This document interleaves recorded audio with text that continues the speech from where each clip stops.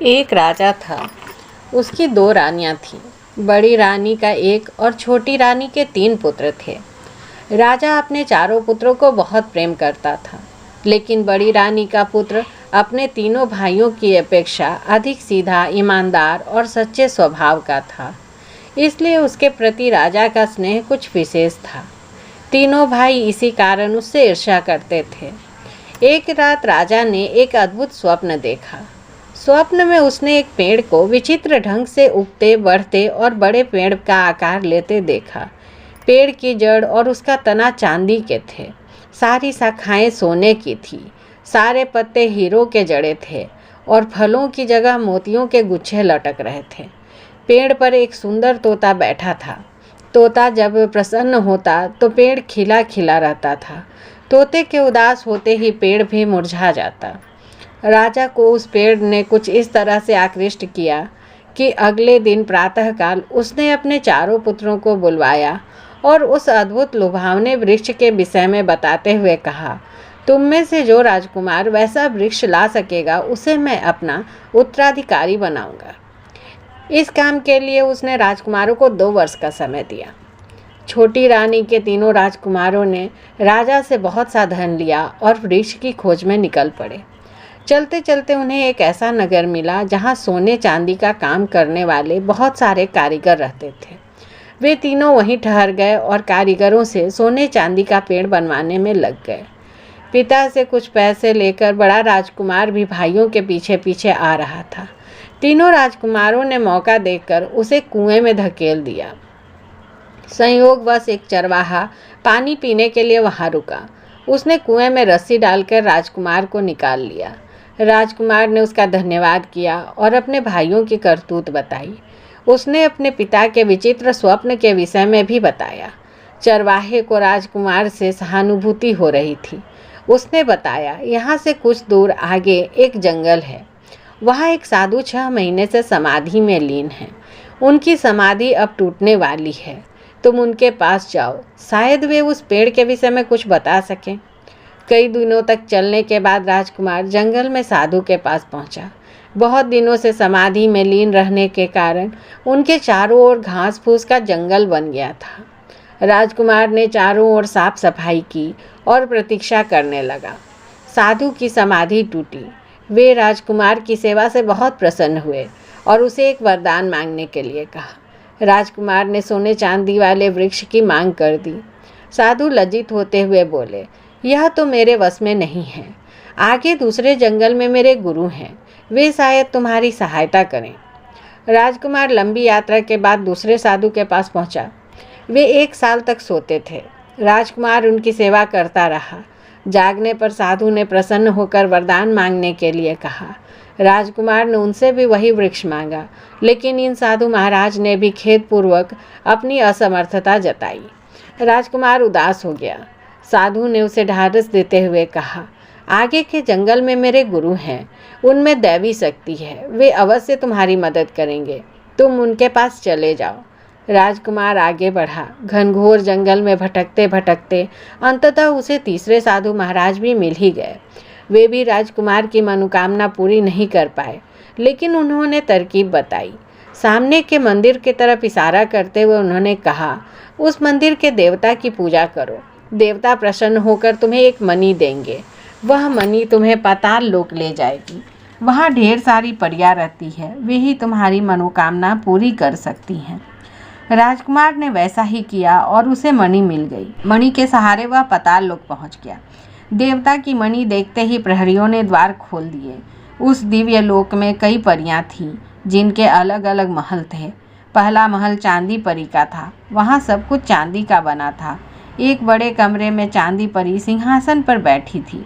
उसने राजकुमार का स्वागत किया और बोली, मैं तुम्हारी ही प्रतीक्षा कर रही थी। राजकुमार ने आश्चर्य से कहा, मैं तो अपने पिता की इच्छा पूरी करने के लिए यहाँ तक आया हूँ। तुम्हें तो मैं जानता भी नहीं, अपनी कुछ विशेषताएं बताओ। चांदी परी ने कहा, मैं जब चाहूँ चांदी की जड़ और चांदी के तने वाला पेड़ बन सकती हूँ। उसने पलक झपकते ही वैसा पेड़ बनकर दिखा दिया। राजकुमार ने चांदी परी से कहा, तुम मेरी प्रतीक्षा करो, मैं बाकी परियों के महल में देखना चाहता हूँ। आगे बढ़ने पर राजकुमार ने एक सोने का महल देखा। वह सोना परी का महल था। प्रहरी ने उसे सोना परी के पास पहुंचा दिया। सोना परी ने भी चांदी परी जैसी ही बात कही। उसका विशेष गुण यह था कि जब चांदी परी पेड़ की जड़ और तना बना देती, तब सोना परी उसे सोने की डालियों से सजा देती। राजकुमार के विस्मय का ठिकाना नहीं रहा। सोना परी से आज्ञा लेकर वह आगे बढ़ा तो उसे हीरा परी और फिर मोती परी के महल मिले। वह बारी बारी से दोनों परियों से मिला। जब चांदी परी और सोना परी पेड़ की जड़, तना और डालियां बना लेती, तब हीरा परी हीरे के पत्तों से डालियों को सजा देती और फिर मोती परी मोतियों के फलों से डालियां भर देती। अंत में राजकुमार तोता परी के महल में पहुंचा। तोता परी की विशेषता यह थी कि जब चांदी, सोने और हीरे और मोती से बना पेड़ तैयार हो जाता, तब वह एक सुंदर तोता बनकर पेड़ पर बैठ जाता। जब तोता प्रसन्न रहता तो पेड़ सुंदर खिला खिला रहता था और तोते के उदास होते ही पेड़ भी मुरझाने लगता। राजकुमार को अपनी मनोकामना पूरी होती लगी। वह सभी परियों को साथ लेकर मणि के सहारे पृथ्वी लोक पर वापस आ गया। राजकुमार ने मंदिर में देवता की मणि उन्हें लौटा दी और साधु महाराज को धन्यवाद देने लगा। उसकी सफलता से साधु महाराज बहुत प्रसन्न हुए।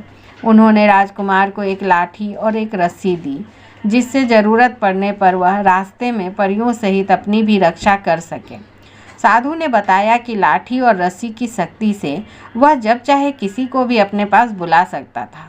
वहाँ से आगे वह दूसरे साधु को भी धन्यवाद देने के लिए रुका। साधु उसकी पितृभक्ति से बहुत प्रभावित हुए और प्रसन्न होकर उसे एक विशेष कटोरा दिया, जिससे वह अपनी इच्छानुसार हजारों लोगों को स्वादिष्ट भोजन करा सकता था। अब पहले साधु के पास जाना बाकी था। उनके पास पहुंचकर जब राजकुमार ने सारी बातें बताई तो साधु को विश्वास नहीं हुआ। उन्होंने सोने चांदी का बना पेड़ देखने की इच्छा जताई। राजकुमार के परियों से कहने पर भर की देरी थी और पेड़ बनकर तैयार था। साधु की आंखें चकाचौंध हो गई। उसके मन में लालच उत्पन्न हो गया। उन्होंने राजकुमार को आज्ञा दी, सभी परियों को यहीं छोड़कर तुम यहाँ से चले जाओ। राजकुमार को विवश होकर उनकी आज्ञा माननी पड़ी। कुछ दूर जाते ही अचानक उसे रस्सी और लाठी की याद आ गई। उसने दोनों से कहा, सभी परियों को साधु से छीनकर ले आओ। कुछ ही पल में सभी परियां राजकुमार के सामने थी। राजा ने वृक्ष लाने के लिए राजकुमारों को 2 वर्ष का समय दिया था। वह समय भी जल्दी ही पूरा होने वाला था। राजकुमार जल्दी जल्दी आगे बढ़ा। संयोगवश रास्ते में उसे उसके 3 भाई मिल गए। वे सोने चांदी का पेड़ बनवाकर राजमहल को वापस लौट रहे थे। उन्होंने चालाकी से राजकुमार से सारी बातें जान ली। उनकी नीयत फिर खराब हो गई। चलते चलते उन्हें रास्ते में वही कुआं मिला। उन्होंने धोखे से राजकुमार को उसमें धकेल दिया और परियों के साथ राजमहल में वापस आ गए। अगले दिन तीनों भाई परियों को लेकर दरबार में आए।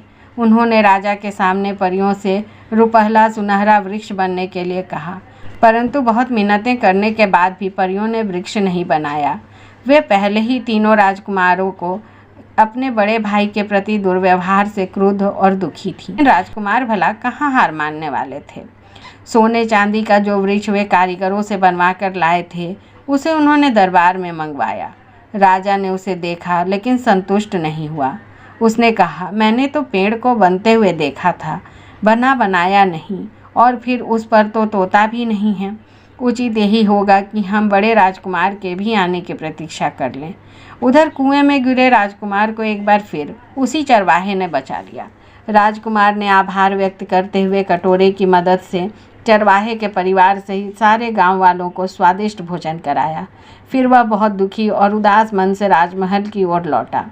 उसके साथ न परियां थी, न पिता के स्वप्न वृक्ष को बनाने की क्षमता।